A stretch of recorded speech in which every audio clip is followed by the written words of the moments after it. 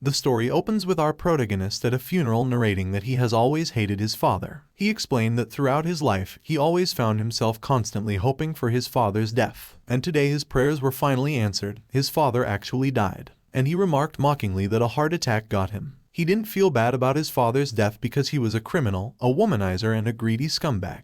And because of his father's reputation, our protagonist had a troubled life, so making friends or having a girlfriend was out of the question for him. However, he added that his father did do one good thing for him after dying. The next day, after cleaning his apartment and taking out the trash, our protagonist started thinking about his father, and he wondered if maybe he knew his death was approaching. But as he thought about it, he quickly concluded that he shouldn't. He opened his curtains, exclaiming that the morning sunlight is shining through the curtains. Then he shifted his gaze to the student who was making her way to school, and the worker who was heading to work. He looked at them with a sorrowful look, stating that they have to go to hell. Then he grabbed his morning cup of coffee, remarking that now because of his old man he can just stand here watching others go to work while drinking his coffee. After taking a sip, he clenched his fist, shouting bingo. Then he lifted his hands in the air and he cheered with a blissful smile on his face, and he expressed that he can live out the rest of his life as a NEET. A NEET is someone not in education, employment, or training.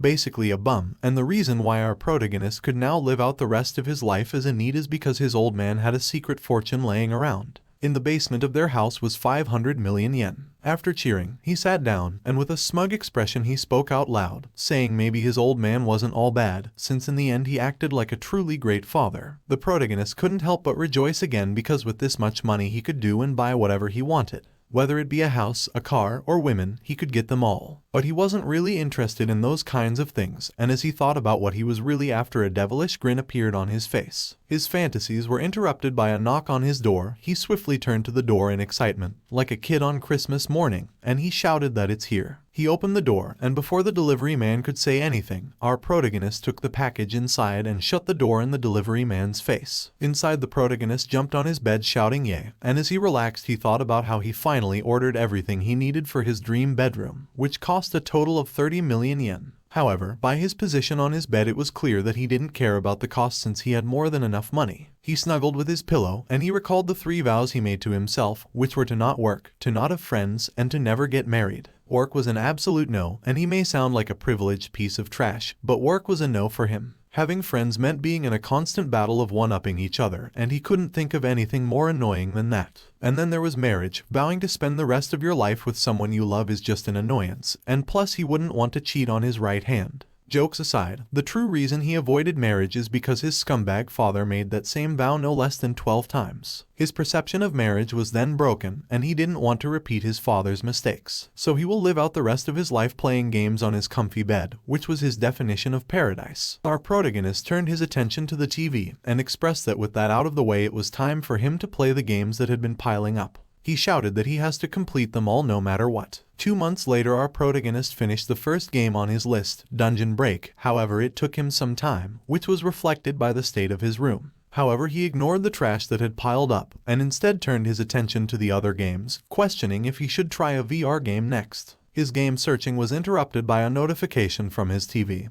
He turned to the TV questioning what it could be. On the game interface, a prompt that read "You have one new message" had appeared. Our protagonist was taken aback. He questioned why he was receiving a message when he didn't have a single friend in the game. He opened the message, and the message read, "Thank you for completing Dungeon Break. We, the creators, are very happy that you played until the end." Realizing that the message was from the creators, our protagonist laid down in his bed, and he questioned if they were trying to use flattery to get the user to buy more of their stuff. He remarked games are made by ordinary office workers too, and since they must have put countless hours into the game, he praised them for doing a good job. Then another message was sent to him, asking if he would like to take some time to complete a survey. Our protagonist was surprised, and he pondered why the creators were suddenly asking him to take a survey. He decided to take the survey, and the first question asked him to choose between cute girls or mature girls. Our protagonist wondered what kind of question this was, however he decided to just go with it and pick one. The next question was also weird. It asked him if he gets excited when people hit him, or if he gets excited when he hits people. Our protagonist continued to disappointedly answer the questions, however he quickly got overwhelmed by the questions. Each question was weirder than the previous one, and it started to creep him out. Finally, he was asked what seemed to be the final question, which was asking him if he knew how the world Dungeon Break ends. Our protagonist thought this was a stupid question since he just completed the game. He checked yes, and another message appeared asking him if he would be able to change the world's ending. This further creeped our protagonist out. He threw his game controller to the side, questioning if this was some kind of fake messaging to scam players. He concluded that the game was probably going to ask him for money next. Then he remarked that you really can't trust anything in this damn world, and he was glad that he didn't fall for the scam. As he said this, a cockroach moved across his TV stand. Seeing the cockroach made our protagonist jump, and he accidentally clicked a button on his controller, checking yes on the message. And suddenly the TV began to glow a blinding light, and shortly after our protagonist disappeared along with the light. In the darkness of his mind, our protagonist could hear someone breathing heavily. He started to panic, questioning what the hell was happening. When he gained his sight, he looked down at his hand and was left shocked because they were not his hands. And suddenly he was hit with a wave of pain. He grabbed and squeezed his stomach, desperately questioning why he was hurting so much. His attention was then drawn to the footsteps of a group of men who were approaching him. One of the men looked down on our protagonist with a smug look, and he asked him to spit it out. Our protagonist was taken aback, and he wondered who these people were. The same man asked him with a distorted expression for the location of the treasure. He continued to look down at our protagonist along with his fellow men. Then, referring to our protagonist as Demon Lord, he asked him if he wanted them to hurt him even more. Our protagonist looked up, questioning what treasure they were talking about and who the Demon Lord they keep referring to is. He pondered if maybe they were talking about him. He looked around what seemed to be a cave, and he questioned where he was and what was happening to him. His memories were messed up. The only thing he remembered was that a second ago he was in his room playing games. But he couldn't remember anything before that or the game he was playing. And now suddenly he was in an injured body with a group of men looking at him with a murderous aura. Our protagonist decided to forget about trying to get answers to his questions, and to instead focus on doing something about this situation. However, he turned to his leg, noting that his whole body has been injured, and with his leg broken like this, there's no way he could run away from these people. In fact, the pain from his injuries was making it difficult to think. He gritted his teeth, and he tried to calm himself down so he would be able to think of the best way to get out of this mess. He called out to the group of men, his voice breaking as he spoke, and he begged them to please wait. Right now what he needed most was clues, and he thought he could get those clues by talking to these people, so he asked why they were referring to him as Demon Lord. The man from earlier, who seemed to be the leader of this group, grabbed our protagonist by the horns, causing him great discomfort, and he smugly asked him if he finally lost it after getting beaten up. With a smile, he told our protagonist that his horn was weeping, and he called him Demon Lord Dantalia. That name sounded very familiar, and our protagonist quickly remembered where he heard it before. He remembered that before he was in this mess he was playing an RPG game where the heroes go on a journey to defeat the Demon Lords. The game was called Dungeon Break, and it is a fantasy game where you have to save the world by fighting against numerous Demon Lords. It was insanely difficult, and he died again and again. And the story of the game was so depressing that the sole ending is the collapse of the world. And as for Dantalian, he is the trash of the 72 Demon Kings, ranked 71st in the rankings. He is the second weakest, and the first one to be defeated by the heroes. His other memories started flooding into his brain, and he finally remembered how he ended up in this situation, and he concluded that he must be in the world of Dungeon Break. And as he came to this realization, his eyes widened. Then he started sweating nervously as he further realized that he was now the second weakest Demon Lord in the game. His heart started racing as he panicked, and he questioned how all this is even possible. However, as he thought about it, his current injured state started making sense, and if he really was Dantalian now, then this situation was worse beyond what he could ever imagine. The leader of the bandits was starting to get annoyed. He called out to Dantalian, snapping him out of his daze, and after Dantalian looked up to him, he punched him on the cheek, causing him to fly backwards. Dantalian crashed to the floor and he started coughing, desperately grasping for air. As he laid there, he came to the conclusion that if this continues, then he is going to get killed. The leader of the bandits turned to the others and he ordered them to deal with Dantalian since he doesn't seem to be ready to give them what they needed. The other bandits rejoiced, and they proceeded to punch Dantalian around. As he was being punched, kicked, and stomped around, Dantalian questioned if this was some kind of joke. After finally being free from the curse of his crappy father, he thought he could finally live a comfortable life, but here he was on the verge of death. The beating caused him to slowly lose his consciousness, and as his consciousness faded, he saw a figure sitting in a chair some distance away. The figure drew closer, and Dantalian realized that it was his father, who was laughing at him. This angered Dantalian, and he questioned why his father was laughing when he had to suffer so much because of him. Then he remembered that something like this happened to him before. In the past, he was kidnapped by someone who had a grudge against his father, and as he was being taken to the holding site, Dantalian was strangely calm. This really creeped the kidnapper out, but unbeknownst to him, Dantalian had finally reached his limit, and this time he just let it happen and decided to stay calm. And so when they arrived at the holding site, Dantalian made a bet. The kidnapper tied Dantalian up, and afterwards he pointed a gun at him, and he threatened him, saying if he made a fuss he would kill him. Dantalian, who had made a bet to see if he could free himself from his father, looked up at the kidnapper and he asked him to shoot him. The kidnapper was taken aback and he questioned if Dantalian was being serious. Dantalian, who saw it as a win if the gun was real and a loss if it was fake since he would be at the mercy of his father, reached forth his hand and he grabbed hold of the gun and he brought it up to his forehead. The kidnapper let go of the gun and he stumbled backwards and he nervously questioned if Dantalian was some kind of demon child. At the end of the incident, the kidnapper surrendered himself and Dantalian lost his bet. But it wasn't all bad, because he came to understand that the ones who survive in the end are the ones whose resolve is stronger, but that had completely slipped his mind due to his current situation, and in the present the bandit leader told him that this was his last chance. He approached him, and while stepping on him, he asked for the treasure. Dantalian noted that he had died once already, then he clenched his fist and he decided to shape this whole situation to something that would benefit him using nothing but his resolve. The bandit leader was further annoyed by Dantalian's silence. He asked Dantalian if he was really going to take his treasure to hell with him. Dantalian remained silent, so the bandit leader snapped his fingers. And as a giant of a man, carrying a giant mallet, approached, the bandit leader told Dantalian that he should know that he isn't a very patient man. The giant mallet man asked the bandit leader if he was sure that he wanted him to kill Dantalian before getting the whereabouts of the treasure. The bandit leader exclaimed with a grin that it wouldn't matter since they should be able to find the treasure later, and he ordered the mallet man to kill Dantalian.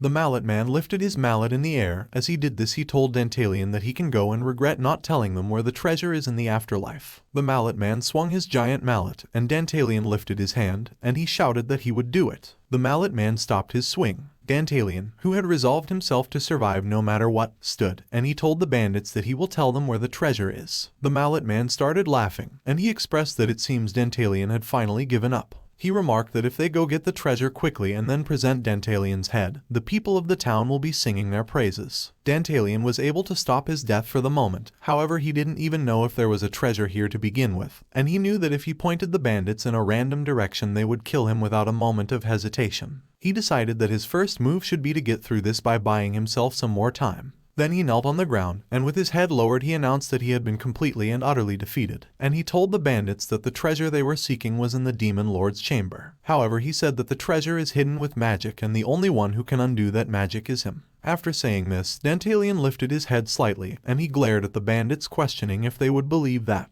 The leader of the bandits called out to him, and as he looked up, the leader of the bandits struck his blade in the ground, almost splitting Dantalian's face in two. Then he glared down at him, and he told him that they will follow along with him. However, if Dantalian was lying to them, he would kill him on the spot. With a grin, Dantalian lifted his head up slightly, and as a drop of sweat dripped down his face, he expressed that he understood. The bandit leader turned to the others, and he asked them if they heard what Dantalian just said. Then he repeated what Dantalian said, and the bandits started cheering and laughing. Dantalian observed quietly, noting that he managed to overcome the first obstacle. However, he knows that the real battle is just now starting. He has ensured that the bandits won't kill him right away, however that's only until they get to the Demon Lord's chamber. And as the bandits prepared to head to the Demon Lord's chamber, he glared at them, and he started thinking of what his next plan should be. As the bandits started walking, Dantalian was still immersed in his thoughts. The bandit king looked back and he ordered Dantalian to walk faster so he could catch up to them. Dantalian apologized for slowing them down, and he started walking as fast as he could, but his injured leg was getting in the way. This annoyed the bandit leader. He shouted at him, questioning if he was trying to stall for time, and he told him that if he didn't pick up the pace he would kill him. Dantalian increased his pace, and as he walked, he observed that with the way things are going, sooner or later he was going to get killed.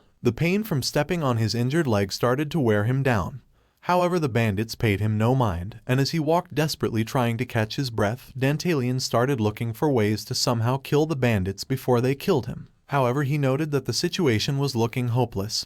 He looked forward, counting that there were 10 bandits who were all armed, and there was no way he could face them when he was injured. He looked to the left and right, searching for anything that he could use. In his search he realized that right now they were inside Dantalian's castle, meaning there should be at least one monster left that he could use. So he desperately started searching around for signs of monsters. However, this slowed his pace, and the bandit leader noticed. He turned, and he called out, asking him to hurry up. After Dantalian picked up the pace, they went on and the bandit leader glanced back, and he decided not to give Dantalian too much of a hard time since they were going to kill him when they got the treasure anyway. Sometime later, the group had been walking for a while, but the only thing Dantalian could see was the remains of monsters, and none of them were fresh. This made him conclude that he can't rely on the crappy demon lord he regressed into. He can only rely on himself. And as they continued on to the demon lord's chamber, he questioned how much longer he had until they arrived. He started sweating nervously because if this was anything like the game, then it shouldn't be long. But as he said this, a thought came to mind. This was a game world, meaning he should be able to use that. With a devilish grin, he spoke, saying Eye of Zeus, and a map and description of Dantalian's castle was shown to him. Eye of Zeus is one of the skills in Dungeon Break, and as the name suggests, it allows the player to see their current location, enemy positions, items, and traps within the dungeon. It's a high-level skill, normally only available starting from the middle point of the game, but there was one place where players could use it in the early game, and that was during the first tutorial dungeon that adventurers visit to learn the game mechanics, inside Dantalian's castle. Until now he believed that regressing into Dantalian's body was a curse, and he didn't expect that it would end up being useful in this way. Dantalian turned his attention to the description of his castle, and as he thought, the message showed that there were 0 troops. Suddenly he received a message from the system, stating that the current number of troops in his castle was 0. The system warned him that this is extremely dangerous, and it advised him to hire troops immediately. Dantalian was taken aback as he read the message. Afterwards, a prompt labeled Contract with Hades appeared in front of him. The prompt asked him to choose between 4 monsters he would like to hire. The first was a slime monster with F in strength, F in attack, E in defense, and it would cost 4 libra. The second was a lesser fairy. This monster had F in strength, E in attack, F in defense, and it would cost 8 libra. Third was a goblin soldier with E in strength, E in attack, and F in defense, and it would cost 12 libra. Last was a lesser golem with D in strength, D in attack, and C in defense, and it would cost 20 libra. Dantalian's grin grew, and as sweat dripped down his face.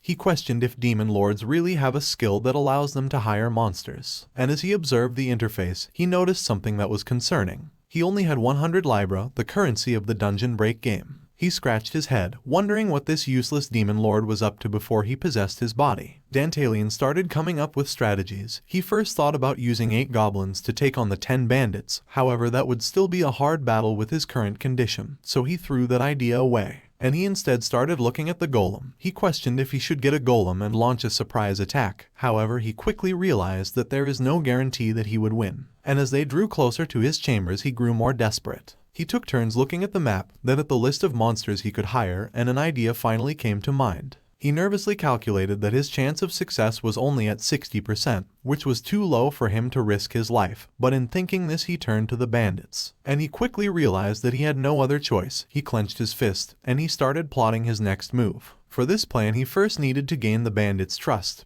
But before that there's something he wanted to know. Then he quietly said the words Apostle of Aphrodite, and the status windows of the bandits appeared above their heads. With a devilish grin, Dantalian started chuckling quietly, since he could see the bandit's status window from start to end. Out of the corner of his eye, the bandit leader noticed that Dantalian's pace had slowed again. He pointed his sword at him, and he shouted for him to walk faster. With his head lowered, Dantalian apologized sincerely, however with a grin.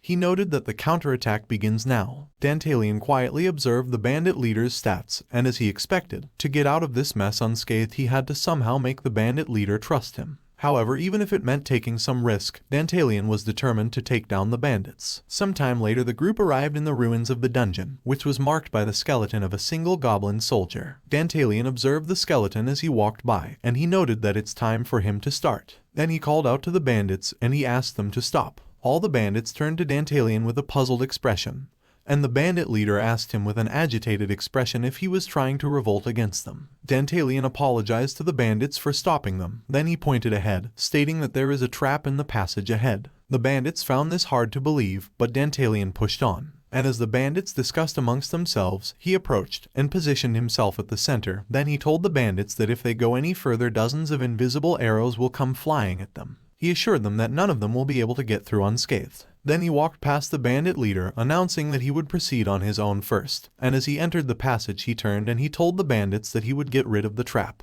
Then he turned around, and he started walking deeper into the passage. The bandit leader called out to him, questioning if he was trying to pull some type of stunt. However, the bandit who was reading their maps called out to the leader, saying they should take caution because the road ahead gets narrower. Another bandit who had been lighting the way with a torch also added that it seems from this point it would be too dark for them to see. With this the bandits reached a decision. However, before Dantalian left, the bandit leader called out to him, and he shouted that Dantalian shouldn't even think about running away. Dantalian stopped for a moment, and with his back still facing the bandits he told the leader that he shouldn't worry because it would be impossible for him to run away with his leg's condition. Besides, this was his way of showing them respect. He expressed that the fact that they didn't kill him right away means they were different from the previous adventurers. Then he turned his head slightly, and with a glare he told the bandits that if they don't believe him about the traps then they can follow behind him. However, he issued a warning stating that he won't be able to guarantee their safety. The bandit leader gritted his teeth in annoyance. He couldn't shake the feeling that Dantalian was up to something, so he told the other bandits that this isn't time for them to lay back, and that they should be following after Dantalian. As he said this, the bandit leader started approaching Dantalian. One of the bandits stopped him, and he asked him to wait a second so they could think it over again.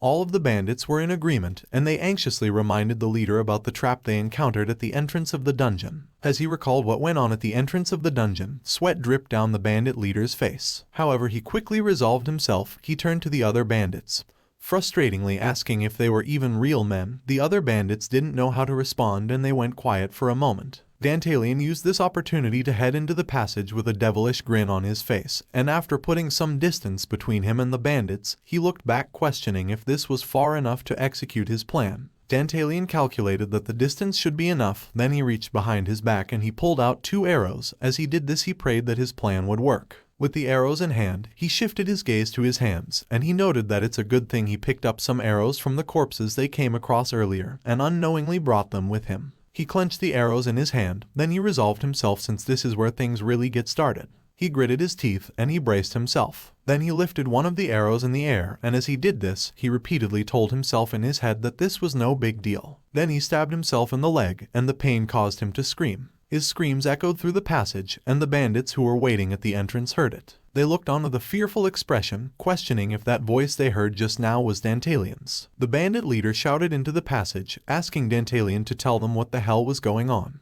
Dantalian shouted back, asking the bandits not to come yet since the arrows were still coming. The bandit leader gritted his teeth at his own helplessness in the situation. One of the other bandits approached him, asking what they should do. With a fierce expression on his face, the bandit leader turned to the others and he told them to get ready to enter the passage. He added that if they wuss out he would kill them right here, right now. The other bandits' expression showed fear, and they fearfully followed behind the bandit leader. A short while later, after walking a good distance inside the passage, the bandit leader called out for Dantalian, asking where he was. The other bandits turned his attention to the trail of blood on the floor. The bandits followed the trail of blood and it led them to Dantalian's unconscious body. The bandits noticed that there was an arrow in Dantalian's leg, and the leader of the bandit tried to wake him so they could get a sense of what happened. Dantalian sluggishly turned to the bandits, remarking that he must have fallen unconscious. The bandits seemed restless, and they anxiously looked around the passage, anticipating the invisible arrows Dantalian spoke of. With sweat dripping down his face, the bandit leader also looked around, and he nervously asked Dantalian if he had taken care of the traps. Dantalian told the bandits that they can be at ease, and he let them know that he had taken care of the traps. The bandits were filled with a sense of relief, and they looked at each other with smiles on their faces. However, the bandit leader was skeptical. He questioned why Dantalian was willing to help them, when it would have been better for him to keep quiet about the traps. Dantalian brought his right hand to his chest, showing his sincerity, and he expressed that, as he said earlier, he felt like the bandits were different from previous adventurers, seeing as how they didn't try to kill him right away, and are allowing him to live on. He bowed his head, and added that them showing compassion to an enemy really moved him. Then he shifted his gaze to his leg, and he remarked that it seems he wasn't able to deactivate the traps unscathed.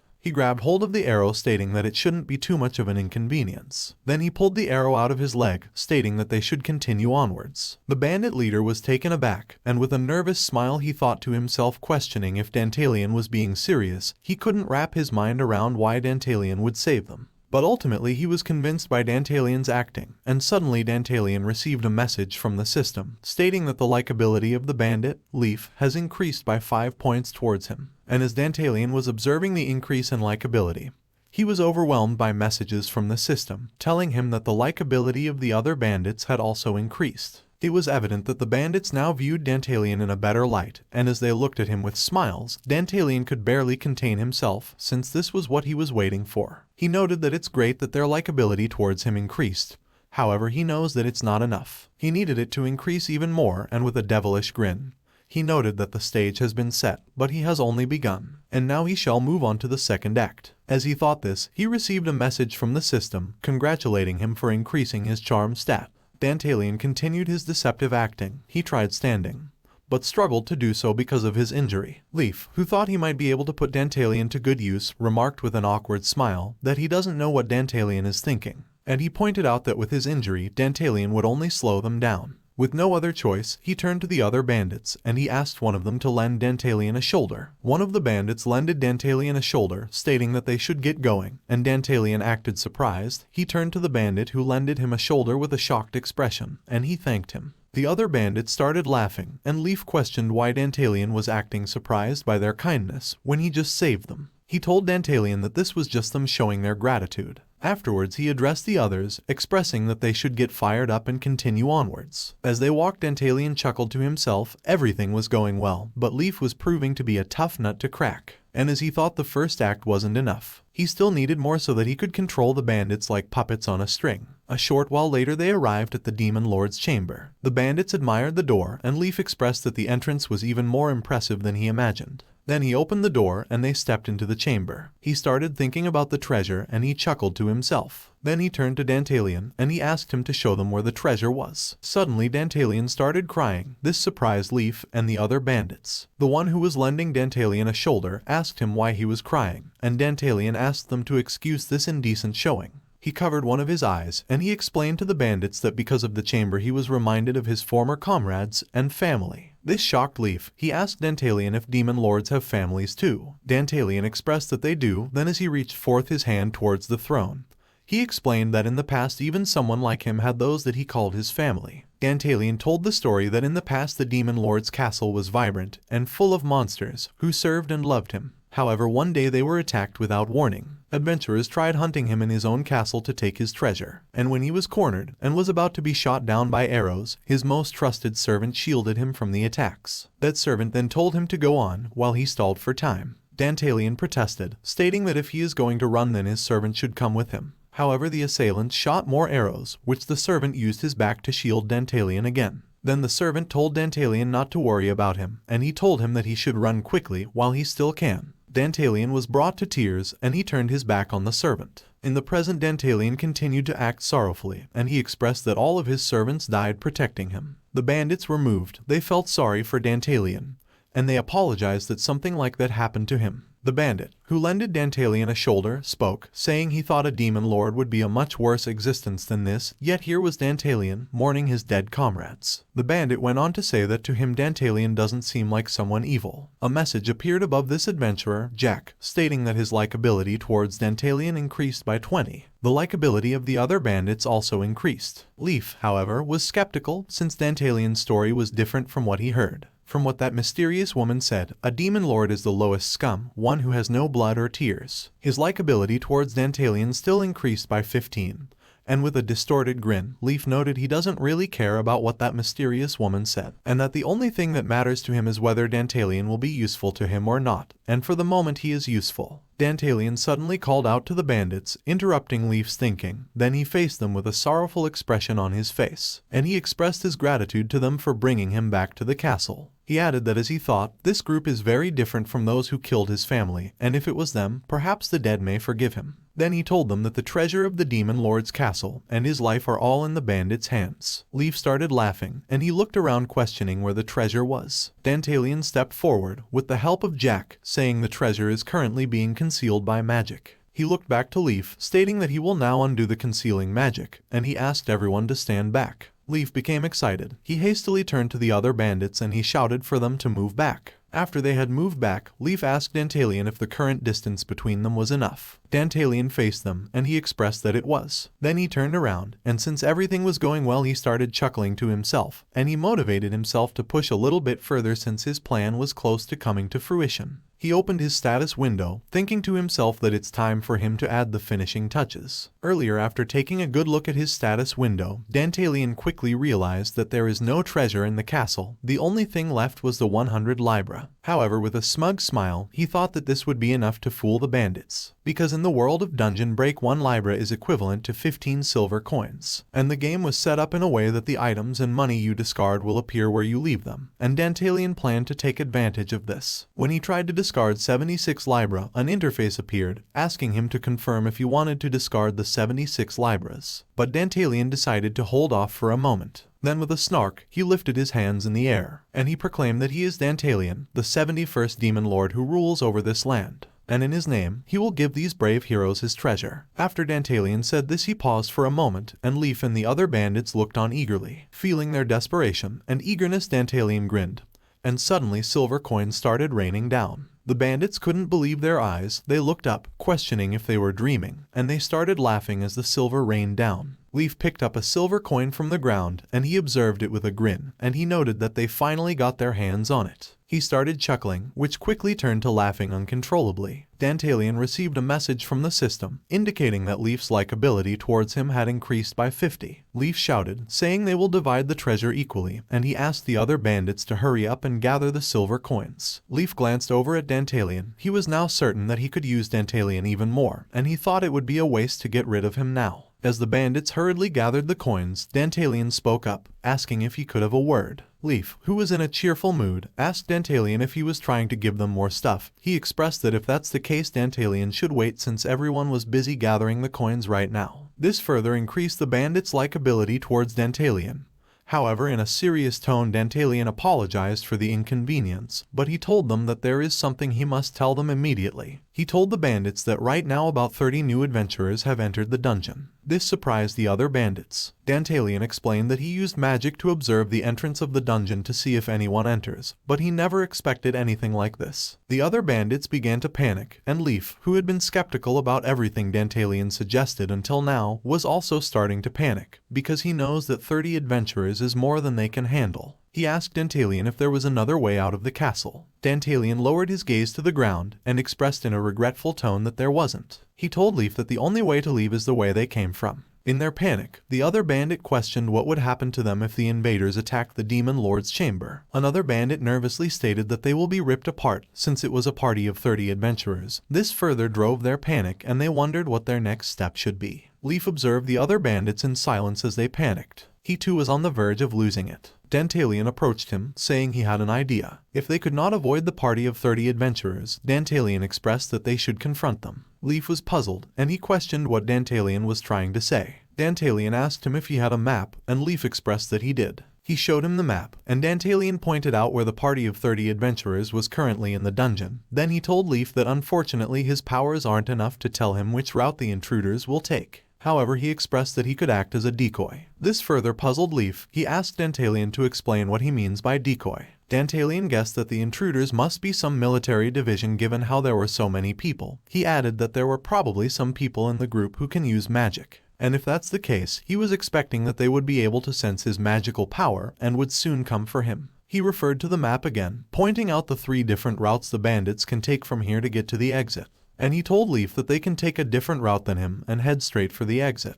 Leaf couldn't believe what he was hearing. He pondered if it made any sense for Dantalian to willingly sacrifice himself for them again. He became skeptical, and he asked Dantalian if he was trying to run away, and he asked him if the whole stitch about the intruders was a bluff. Dantalian expressed that it wasn't. He reassured Leaf that he would never do something like that, and that he just wanted to help them. However, since there wasn't enough time for him to convince Leaf, he approached him, and he whispered something in his ear. Afterwards, Leaf could be seen with a grin on his face, and he agreed to go along with Dantalian's plan with a cheerful smile. But he asked Dantalian not to tell the others about the decoy plan, since it will only upset them. Then he called out to the other bandits, and he asked them to stop making a fuss and speed up the collection of the treasure, and he walked off to supervise the collection. As he walked away, Dantalian thanked Leaf in his head, and with a devilish grin, he noted that for a moment there he really thought his plan wouldn't work. Sometime later, we see Dantalian making his way through the dungeon with a small group of the same bandits from earlier. The one who seemed to be leading the way with a torch looked back at Dantalian, and he remarked that it seems their boss made a bold move. Dantalian didn't respond, he just glared at the bandit. Earlier, after the other bandits had finished gathering the silver coins, Leaf informed them about the plan to split up into two groups. Some of the bandits were taken aback, and they asked if Leaf was being serious. They told him that he isn't making any sense right now. Leaf told the bandits to shut up and listen for a moment. Then he showed them the map, and he pointed out the 3 routes that Dantalian showed him earlier. And he told the other bandits that even though it's just speculation, it's highly likely that the invaders will be as cautious as they were, so they will probably take only one route. He added that with 30 men it must be an army, and at their level they will be no match for them. And since that was the case, he told the bandits with a devilish grin that they should take a bet on their chance of survival. The bandits were left speechless, and Leaf tried to relieve some of their worries. He told them that with this strategy there was a 100% chance that at least one of them would survive, and if they were lucky no one would die. He also grabbed the bag of treasure, stating that he will be keeping all of the treasure for now. This angered the other bandits, and they asked Leaf if he was trying to pull one over their heads. Leaf asked them to calm down, and he explained that he wasn't trying to keep all the treasure to himself. He told them that one half of the group will be going with Dantalian, but he expressed that they should see it as a blessing in disguise, because if that group survives they will get the bounty that's on Dantalian's head, and will instantly become heroes. The other bandits were skeptical, but the thought of becoming heroes was very alluring. Leaf put the bag of treasure over his shoulders, and he walked past the other bandits stating that his half will have it much worse. The other bandits called out to him, still hesitant about this plan. Leaf shouted, telling them to show him their guts. He asked them if they wanted to die like dogs. He asked them to think about their families back in the village, and if they were really going to be spineless cowards. The bravado was starting to resonate with the other bandits, and Leaf gave one final push. He told the bandits that he considered them all comrades, so while they executed this plan he wanted most of them to survive. The other bandits started cheering, and in the present, we see Leaf making his way through one of the routes with his group. As he walked he thought to himself, calling the other half that went with Dantalian idiots, and he remarked with a huge smile on his face that he is glad he was able to fool them with bravado. He chuckled, since at one point he thought it might fail. Then we learnt that at that time, Dantalian had whispered in Leaf's ears, saying he could have someone watch him to see if he was really going to run away. And he added that Leaf could use this opportunity to make up some reason to keep all the treasure for himself, that way he will have the advantage. Because if what he was saying is true, some of the bandits will be sacrificed along with him, and Leaf's share of the treasure will increase. And even if he is lying, Dantalian reminded Leaf that there's no escape for him either way, so he assured him that it was a win-win for him. This played into Leaf's greed. He smiled. And in the present Leaf thought to himself, affirming that what Dantalian was saying is right. As long as it's him that comes out on top in the end, that's all that matters to him. The scene then shifts to the other group, and we see Dantalian with a grin on his face, as he thought about exactly what is going through Leaf's mind right now. He used the Eye of Zeus skill, pulling up the map. He glared at the map, since it was time for him to start. Then he pulled up the list of monsters he could hire. As he did this he thought to himself that it's time to kill every last one of the bandits. Suddenly the dungeon began to rumble, taking the bandits by surprise. In their confusion, the bandits questioned if the invaders were confronting the other group. Dantalian also acted as if he was surprised by the shaking of the dungeon. And suddenly a purple magic circle appeared on the ground in front of the bandits. As the magic circle was being formed, it caused a giant gust of wind to blow. The bandits had to shield themselves from the gust of wind. The wind also put out the torch the bandits were using, and the torch carrier accidentally dropped the unlit torch. And as the dust was settling, Jack, who was lending Dantalian a shoulder again, asked him if he knew what was going on.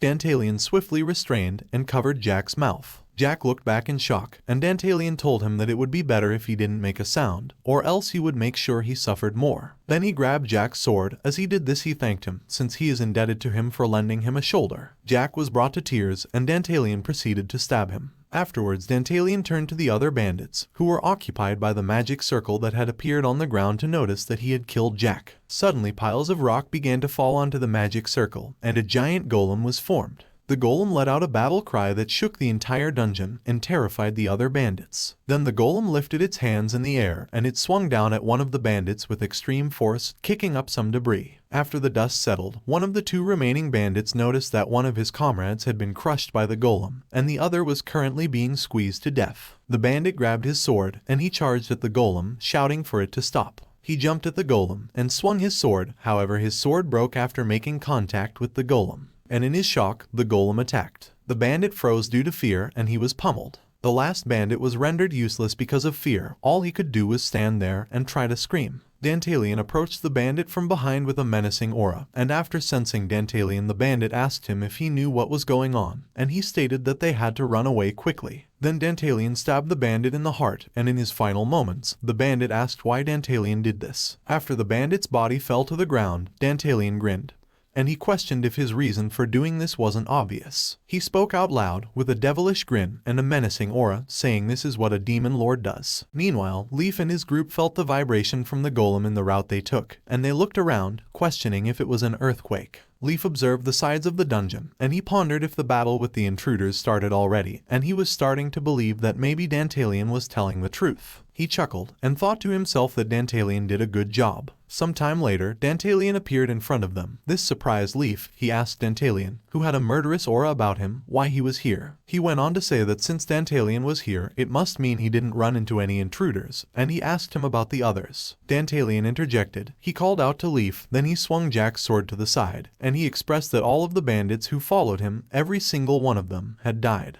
This agitated Leaf. He questioned if that's why Dantalian was the only one here, and he asked him to stop fooling around, because if he was trying to be funny, he wasn't finding it very amusing. Dantalian chuckled, and as he pricked himself with Jack's sword, he told Leaf that he should have already noticed, and he asked him if he was just trying to delude himself. With a grin, he added that it's just as Leaf is suspecting. He was the one who killed all of them. Leaf was furious, and he asked Dantalian to repeat what he just said. Dantalian started laughing. Then he said that all of the bandits who followed him were idiots. He told Leaf that he should have been there to witness the scene, because the look on the bandits' faces when they met their ends was marvelous. Leaf was beginning to lose it. He glared at Dantalian with an agitated expression, questioning if this was what he had been planning from the very beginning. Dantalian was then bombarded by messages from the system, telling him that the bandits' likability towards him had all dropped to 0. However, it seemed like this was what Dantalian was after, because as the messages came in, he motivated himself to anger the bandits even more. Dantalian went on to say that he is extremely grateful for the fact that Leaf is dumber than a monkey. Then he started laughing uncontrollably, and he asked Leaf if he really thought a demon lord would take his side.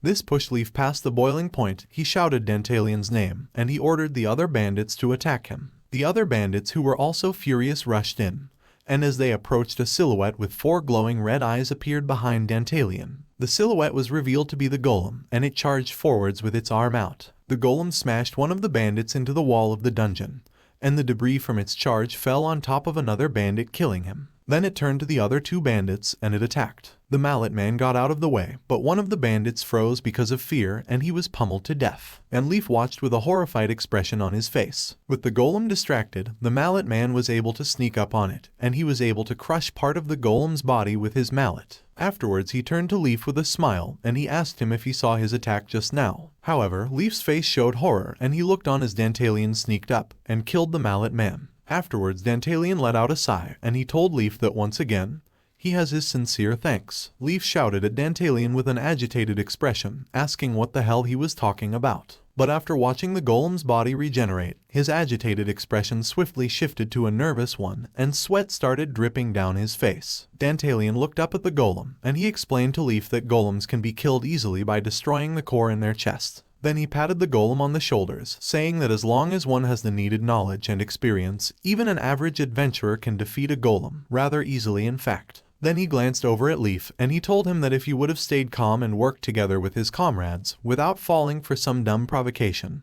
then they would have been able to win easily. Dantalian released his aura, and it quickly filled the area. Then with a murderous grin, he stated that the power dynamics have shifted, and he asked Leaf if he had a plan to get out of this mess. Leaf felt cornered, like a rat being preyed on. Dantalian was also different from before, and he could now see a real demon lord at work. As sweat nervously dripped down his face, Leaf gritted his teeth, and he thought to himself that he can't let things end here. He was determined to get out of this situation alive no matter what, and since he has been in this kind of situation many times before, he was confident that he would be able to get through this as well. He clenched his fist, and with a nervous grin, he thought to himself that he should be able to get through this no matter what tricks Dantalian pulls. Then he called out to Dantalian, and as he dropped his sword on the ground, he expressed that even though it's frustrating, he concedes that he has lost. He dropped to his knees and he surrendered, stating that Dantalian can kill him now. Dantalian swung Jack's sword, which was stained with the Mallet Man's blood, and he told Leaf that he understands. Then he started approaching Leaf slowly. As Dantalian approached, Leaf couldn't help but chuckle to himself. He thought that Dantalian was an idiot, and with a huge grin, he questioned if Dantalian really thought that he would let himself get killed by him. He reached behind his back for a knife, and he kept the knife hidden behind his back, thinking that Dantalian is the one who is going to get killed.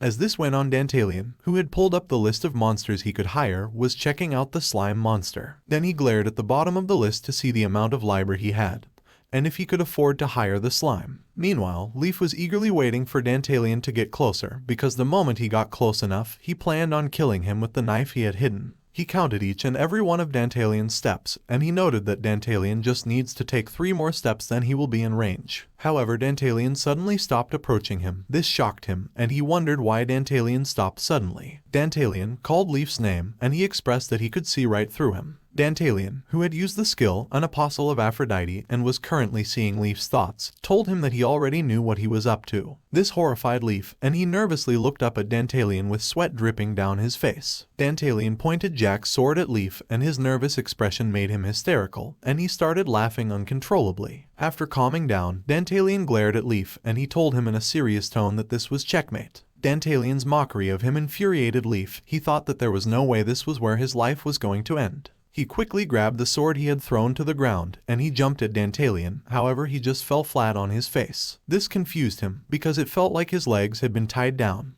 He looked back at his leg, noticing the slime monster that was pinning his leg on the ground. As he was processing this, Leaf noticed that Dantalian had gotten closer out of the corner of his eye. He tried swinging his sword, but as he lifted his hand in the air, the golem grabbed hold of it, causing him to lose the sword. The golem proceeded to crush his arm, causing him to cry out in pain. As Leaf cried out, Dantalian turned his attention to his status window, and he started thinking out loud. His plan went according to plan, and he was grateful that he had enough money to hire a slime. He started laughing again, because he couldn't believe that everything went so well. Then he asked Leaf to tell him how it feels to have his pride and everything else crushed by someone who he thought was weaker than himself. With a murderous aura about him, he asked Leaf to tell him how it feels to know that he is going to be killed like this. Leaf looked up at Dantalian in distraught. Then he looked back on his life, questioning where he went wrong. He questioned if he took the wrong turn when he decided not to kill Dantalian right away, or if he took the wrong turn when got the map of Dantalian's castle from that mysterious woman. He came to the conclusion that he took the wrong turn from the very beginning, when he decided to challenge a demon lord. He realized that he should have never tried to take on Dantalian. And as Dantalian's murderous aura filled the area, he noted that this is the true nature of a demon lord. Sometime later, Dantalian was surrounded by a thick fog, and he looked around questioning where he was. His father's face suddenly appeared in the fog, telling him to resolve himself. This annoyed Dantalian, and he questioned if he went to hell. The fog quickly covered his father's face again, and as he was fading away, his father's mouth laughed, and he told Dantalian that no matter what choice he makes from now on, his life will be worse off without him. Dantalian swatted the fog away so his father's face would disappear quicker. He thought that he wouldn't need his father's advice and that his face should just get lost. Suddenly, he started hearing a feminine voice calling out to him. Dantalian opened his eyes in shock, like he was waking up from a nightmare, and in front of him was the face of a pink-haired girl. The girl, who had leaned over Dantalian's bed, remarked that it seemed he was finally awake. She leaned away from the bed, and Dantalian sat up, questioning what she was doing here. The girl asked Dantalian to forgive her, and she expressed that it just seemed like he wasn't going to wake up. And since he was finally awake, she materialized a document, stating that she should get to the reason why she paid him a visit. She told Dantalian that the 100 gold pieces of liber he loaned 2 months ago, plus the 96 in interest to date, totaled 196 libra, and she expressed that she was hoping he would pay in full today. Dantalian was slightly annoyed, and he thought to himself, questioning if there was something wrong with this woman. He narrated that this mess started 3 weeks ago, when he possessed the body of Dantalian, a lowly demon lord ranked 71st out of 72 demon lords in the game world he cleared on the day of his regression. After that, a group of adventurers appeared in front of him and tried to kill him. He managed to eliminate them by using his brain and everything he had. But after killing Leaf, Dantalian was exhausted. He fell to the ground, and the golem quickly got behind him so he could rest his head. His eyes felt heavy, like they were on the verge of closing, but he noted that it's finally over. Then he looked up, noticing the message that had appeared to congratulate him for completing the tutorial quest and for leveling up. Dantalian went from level 3 to level 4, his leadership rank increased to B rank, his politics rank increased to S rank, and his charm rank increased to C rank. Dantalian was confused. He questioned why there was something like this for a demon lord, and in his confusion, an interface appeared, asking him to pick an S-rank skill for completing the tutorial. Also, he was informed that the max-out S-rank skills that were automatically provided in the tutorial quest will no longer be available for use, and if he wanted to use them in the future, he would have to find, learn, and increase the level of the skills himself. Then an interface of the list of skills he could pick appeared in front of him. Dantalian could choose Eye of Zeus, Contract with Hades, Legacy of Kronos, Apostle of Aphrodite, Apostle of Athena, Apostle of Ares, Arms of Poseidon, Ears of Hera, Legs of Prometheus, Apostle of Apollo, and Apostle of Hermes. Dantalian read the different messages he received, thinking to himself about how he will no longer be able to use the skills he used to fool the bandits, and noting that even though he can get one of those skills back, it will be at level 1. His expression swiftly shifted to a nervous one as he came to the realization that from here on out, this is where things really get started. He gritted his teeth, and as sweat dripped down his face, he questioned if he would really have to continue living as Dantalian. He didn't want to think about it. But as things stand, there's no guarantee that he will be able to return to his original world, and it seems like he has no choice but to keep going. And since that was the case, he referred back to the list of skills, thinking that he has to choose one right now. And of the skills he could choose, the one that suits him best was a skill that allows the user to see someone's status window and their opinion of him. And that skill is obviously Apostle of Aphrodite. Dantalian chose the S-rank skill, and an interface appeared asking him to confirm that this is what he wanted to choose. Dantalian didn't confirm right away, he thought about it some more. The skill might look like a simple mind-reading skill, but in reality, he knows that it's the most useful one out of the list of skills he was presented with. After thinking it through, he concluded that this should do, and he confirmed his selection, and afterwards the messages from the system started to disappear. Exhaustion was finally catching up to Dantalian. He laid back into the golem's hands, and as he struggled to keep his eyes open, he noted that he's tired.